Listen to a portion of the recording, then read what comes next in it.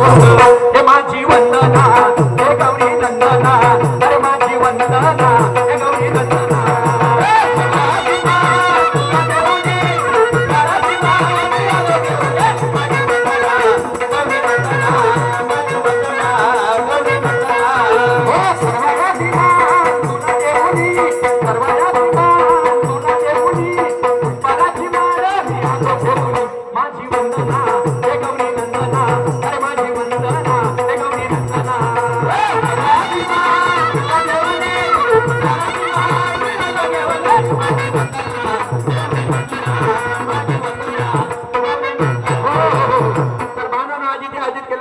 सामना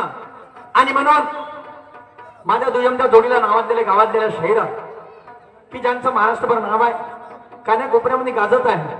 महिला शहरमध्ये नंबर 1 वर आहे आजच्या घडीले हौजी जिकडं तिकडं तिकडं जिकडं तिकडं सुरमा सुरमा सुरमा सुरमा सुरमा सुरमा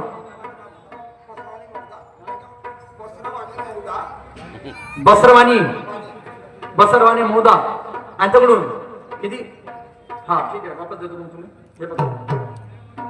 माझ्याकडून 50 रुपये भेट आलेली आहे पार्टी आपण धन्यवाद धन्यवाद धन्यवाद तर आज इथे दुय्यमचा सामना बंधनो आणि देतो देतो देतो दुय्यमच्या दुय्यमच्या जोडीला लाभलेल्या सन्मान्य शरद सुरमात्या बाळासाहेब यांनी प्रश्नाची मांडणी केली तर एका इतिहासकाराने स्वर्ग कोणाला म्हटलाय मॉनिटरचा रिटर्न कमी कर दादा हॅलो आणि पोंग्याचं रिटर्न दे म्हणजे पोंग्याचं रिटर्न दे मॉनिटरचा रिटर्न कमी करून टाकला पोंग्याचं रिटर्न दे तर एका इतिहासकाराने स्वर्ग कोणाला म्हटलाय हा बाईचा प्रश्न आहे तर बाई जिथे कुठं असाल तिथं लक्ष ठेवा मी प्रश्नाचे तुम्हाला उत्तर करता समाधान करता तर एका इतिहासकाराने हलका इकोटा करतो एका इतिहासकाराने म्हणजे कोणी लोकशाहीर अण्णाभाऊ साठे यांनी स्वर्गाची उपाधी दिली आहे कोणाला आंबेडकर चळवळीमध्ये जे कार्य करतात त्या लोकांना बहुजनाच्या हितासाठी हा आता तू म्हणशील का मग बाकी लोकांना काम नाही केलं तर त्या स्वर्गात नाही का स्वर्गात आहे बाई बहुजनाची संख्या म्हणजे 100% लोक हे बहुजन आहे आणि प्रत्येक समाजासाठी त्यांना जे कार्य केलं त्याला अण्णाभाऊ साठेंनी स्वर्गाची उपाधी दिली आहे स्वर्गाची उपाधी दिली आहे कारण की अण्णाभाऊ साठे अगोदर हे कम्युनिस्ट पक्षामध्ये काम करत होते पण आता काही कालांतराने त्यांना आंबेडकर चळवळीमध्ये काम केलं आणि त्यांनी त्याच्यानंतर या स्वर्गाची उपाधी त्या चळवळीला दिली माझ्या वाचण्याप्रमाणे हे तुमच्या प्रश्नाचं उत्तर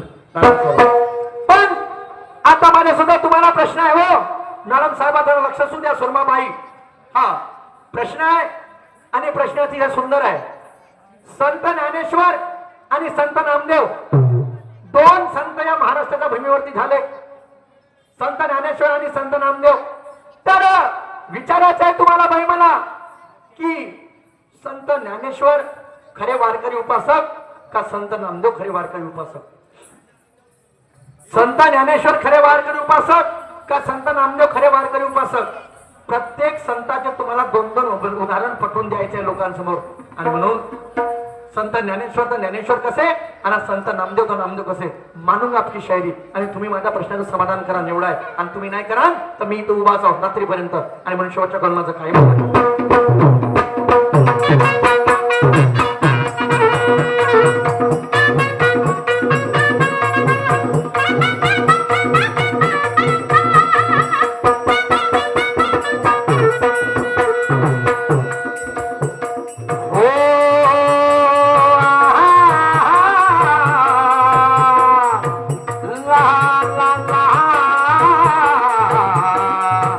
la la la